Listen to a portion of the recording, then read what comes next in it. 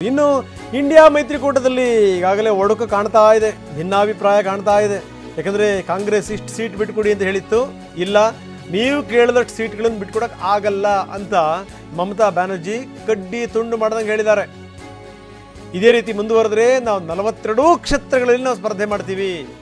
ಅಧೀರ್ ರಂಜನ್ ಚೌಧರಿ ವಿಪಕ್ಷ ನಾಯಕರೇನಿದಾರಲ್ಲ ಅವ್ರ ಕ್ಷೇತ್ರದಲ್ಲೂ ಕೂಡ ನಾವು ಸ್ಪರ್ಧೆ ಮಾಡ್ತೀವಿ ಅನ್ನುವಂಥ ಎಚ್ಚರಿಕೆಯ ಸಂದೇಶವನ್ನು ರವಾನಿಸಿದ್ದಾರೆ. ಇಷ್ಟು ಸೀಟ್ ಬಿಟ್ಕೊಡಬೇಕು ಅಂತ ಕಾಂಗ್ರೆಸ್ ಕೇಳಿತ್ತು, ಆ ಸಂಖ್ಯೆಯನ್ನು ಒಪ್ಪಲಿಕ್ಕೆ ಸುತಾರ ಇಷ್ಟ ಇಲ್ಲ ಮಮತಾ ಬ್ಯಾನರ್ಜಿಗೆ. ಸೀಟ್ ಹಂಚಿಕೆ ವಿಚಾರಕ್ಕೆ ಸಂಬಂಧಪಟ್ಟಂಗೆ ನಾವು ನೀವು ಹೇಳಿದಂಗೆ ಕೇಳಲಿಕ್ಕೆ ಸಾಧ್ಯ ಇಲ್ಲ, ನಮ್ಮ ಜೊತೆಗೆ ಹೊಂದ್ಕೊಳ್ಳಂಗಿದ್ರೆ ಇರ್ರಿ, ಇಲ್ಲ ಅಂತ ನಾವು ಎಲ್ಲ 42 ಕ್ಷೇತ್ರಗಳಲ್ಲೂ স্পর্ধে ಮಾಡ್ತೀವಿ ಅಂತಾರೆ মমতা। আমার কোনো কথা হয়নি এবং আমি প্রস্তাব দিয়েছিলাম, ওরা প্রথম দিনই প্রত্যাখ্যান করেছে। তখন থেকে আমাদের দল সিদ্ধান্ত নিয়েছে আমরা বাংলায় একা চলবো। ইভেন ওরা যে আজ থেকে র্যালি করেছে আমাদের একবার as a matter of country, আমি ইন্ডিয়ার অ্যালায়েন্স আমাকে একবার জানিয়েছে দিদি আপনার রাজ্যে যাচ্ছি না, জানায়নি। সুতরাং আমার সাথে কোনো সম্পর্ক নেই বাংলার ব্যাপারে। অল ইন্ডিয়ায় কী করবো না করবো আপনার ইলেকশন ভাববো, আমরা সেকুলার পার্টি, আমরা বিজেপিকে হারানোর জন্য যা করা হবে। কিন্তু এখন কোনো চর্চা নেই, মিথ্যে কথা, অ্যাবসলিউটলি রং। মিথ্যেটা আমি বলবো না, বলতে অ্যাবসলিউটলি রং। কোনো কোনো কাগজ এটাকে নিয়ে পলিটিক্স করছে, এটা রং। আর একটা কথা বলে দেয়, কাজল শেখকে নিয়ে অনেকে পলিটিক্স করছে। ও তো জেলা পরিষদের সভাধিপতি আছে, আর ওকেও দুটো দায়িত্ব দেওয়া হয়েছে নাটক চতুর্দশ। এত মিথ্যে কথা আপনারা কেন বলবেন, কেন লিখবেন? এটা আমার কোনো কথা হয়নি এবং আমি প্রস্তাব দিয়েছিলাম, ওরা প্রথম দিনই প্রত্যাখ্যান করেছে। তখন থেকে আমাদের দল সিদ্ধান্ত নিয়েছে আমরা বাংলায় একা চলবো। ইভেন ওরা যে আজ থেকে র্যালি করেছে আমাদের একবার অ্যাজ এ ಮ್ಯಾಟರ್ ಆಫ್ ಇನ್ನು ಇದಕ್ಕೆ ಸಂಬಂಧಪಟ್ಟಂಗೆ ಮಾತಾಡಿದ್ದಾರೆ ರಾಹುಲ್ ಗಾಂಧಿ ಹೇಳಿರುವಂಥದ್ದು ಏನಂದ್ರೆ ಇಂಥ ವಿಚಾರಗಳ ಬಗ್ಗೆ ಹೆಚ್ಚು ತಲೆ ಕೆಡಿಸ್ಕೊಳ್ಳೋ ಅಗತ್ಯ ಇಲ್ಲ ಅಂದಿದ್ದಾರೆ ರಾಹುಲ್।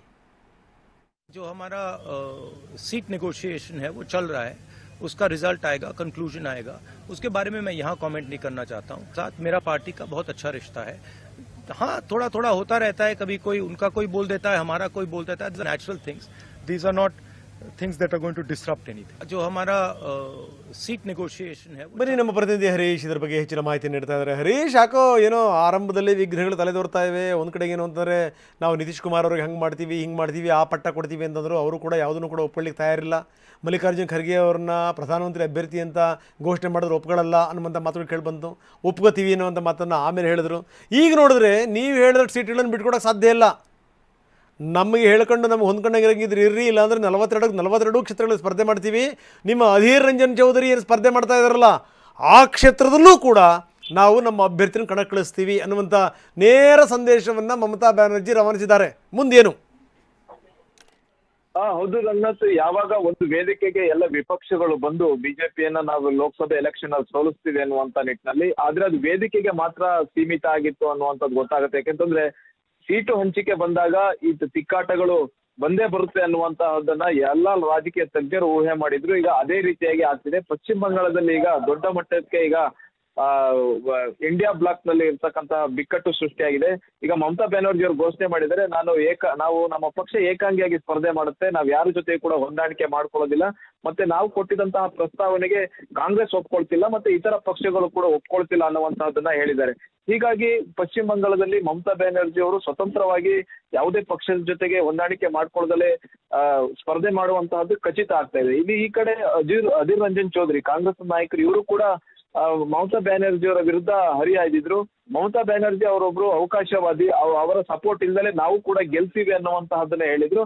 ಹೀಗಾಗಿ ಮಮತಾ ಬ್ಯಾನರ್ಜಿ ಅವರು ಕೂಡ ಅದಕ್ಕೆ ರಿಯಾಕ್ಟ್ ಮಾಡಿ ಇವತ್ತು ಹೇಳಿರುವಂತಹದ್ದು, ನಾವು ಕಾಂಗ್ರೆಸ್ ಜೊತೆ ಯಾವುದೇ ಕಾರಣಕ್ಕೂ ಹೊಂದಾಣಿಕೆ ಮಾಡಿಕೊಳ್ಳೋದಿಲ್ಲ, ನಾವು ಸ್ವತಂತ್ರವಾಗಿ ಸ್ಪರ್ಧೆ ಮಾಡ್ತೇವೆ ಅನ್ನುವಂಥದ್ದು ಹೇಳಿದ್ದಾರೆ. ಅದ್ರ ಜೊತೆಗೆ ಅಧೀರ್ ರಂಜನ್ ಚೌಧರಿ ಸ್ಪರ್ಧೆ ಮಾಡುವಂತಹ ಕ್ಷೇತ್ರದಲ್ಲೂ ಕೂಡ ನಾವು ಸ್ಪರ್ಧೆ ಮಾಡಿ ಗೆಲ್ತೀವಿ ಅನ್ನುವಂತಹದನ್ನ ಹೇಳಿದ್ದಾರೆ. ಇದು ಎಲ್ಲ ನೋಡ್ತಿದ್ರೆ ಮುಖ್ಯವಾಗಿ ಇಂಡಿಯಾ ಬ್ಲಾಕ್ ಏನಿದೆ ಇದರಲ್ಲಿ ಬಿಕ್ಕಟ್ಟು ಇದೆ, ಮತ್ತು ಈ ಬೇರೆ ಬೇರೆ ಪಕ್ಷಗಳಲ್ಲೂ ಕೂಡ ಇದೇ ರೀತಿಯಾಗಿ ಬಿಕ್ಕಟ್ಟು ಬರುವಂತಹ ಸಾಧ್ಯತೆ ಇದೆ. ಉತ್ತರ ಪ್ರದೇಶದಲ್ಲಿ ಕೂಡ ಸಮಾಜವಾದಿ ಪಕ್ಷ ಮತ್ತೆ ಕಾಂಗ್ರೆಸ್ ಜೊತೆಗೆ ಸೀಟು ಹಂಚಿಕೆ ಬಗ್ಗೆ ಸರಿಯಾಗಿ ಹೊಂದಾಣಿಕೆ ಆಗ್ತಿಲ್ಲ. ಈಗ ಮೇಲ್ನೋಟಕ್ಕೆ ಕಾಣಿಸ್ತಾ ಇರ್ತಕ್ಕಂಥದ್ದು, ಮಹಾರಾಷ್ಟ್ರದಲ್ಲಿ ಸೀಟು ಹಂಚಿಕೆ ಬಗ್ಗೆ ಎಲ್ಲಾ ಪಕ್ಷಗಳಿಗೆ ಎನ್ಸಿಪಿ, ಶಿವಸೇನೆ, ಉದ್ಧವ್ ಠಾಕ್ರೆ ಹಾಗೂ ಕಾಂಗ್ರೆಸ್ ಜೊತೆಗೆ ಒಂದು ಒಮ್ಮತ ಬಂದಿದೆ ಅಂತ ಹೇಳಲಾಗ್ತಿದೆ. ಅದು ಕೂಡ ಸೀಟ್ ಹಂಚಿಕೆ ಫೈನಲ್ ಆಗ್ತಿರುವಂತ ಸಂದರ್ಭದಲ್ಲೂ ಅಲ್ಲೂ ಕೂಡ ಬಿಕ್ಕಟ್ಟು ಸೃಷ್ಟಿಯಾಗುವಂತಹ ಸಾಧ್ಯತೆ ಇದೆ. ಮತ್ತೆ Okay. ಬೇರೆ ರಾಜ್ಯಗಳಲ್ಲೂ ಕೂಡ ಕಾಂಗ್ರೆಸ್ ಇದೇ ರೀತಿಯಾದ ಸಮಸ್ಯೆಗಳನ್ನ ಎದುರಿಸ್ತಿದೆ ರಂಗನಾಥ್. ಎಸ್, ಧನ್ಯವಾದ ತಮ್ಮೆಲ್ಲ ಮಾಹಿತಿಗೆ. ಇದೇ ರೀತಿಯ ಸ್ಥಿತಿಗತಿಗಳು ಮುಂದುವರೆದ್ರೆ ಬಹುಶಃ ಏನಾದರೂ ಒಕ್ಕೂಟ ಅನ್ನುವಂಥದ್ದು ಇದೆಯಲ್ಲ, ಒಕ್ಕೂಟ ಆಗಲಿಕ್ಕೆ ಸಾಧ್ಯವೇ ಇಲ್ಲ. ಯಾಕಂದರೆ ಈಗಲೇ ಬಿಕ್ಕಟ್ಟು ಶುರುವಾಗಿದೆ, ನಾಳೆ ಇನ್ನೊಂದಿಷ್ಟು ಇಕ್ಕಟ್ಟು ಶುರುವಾಯಿತು ಅಂತಂದರೆ ಬಹಳ ಕಷ್ಟವಾಗಬಹುದು.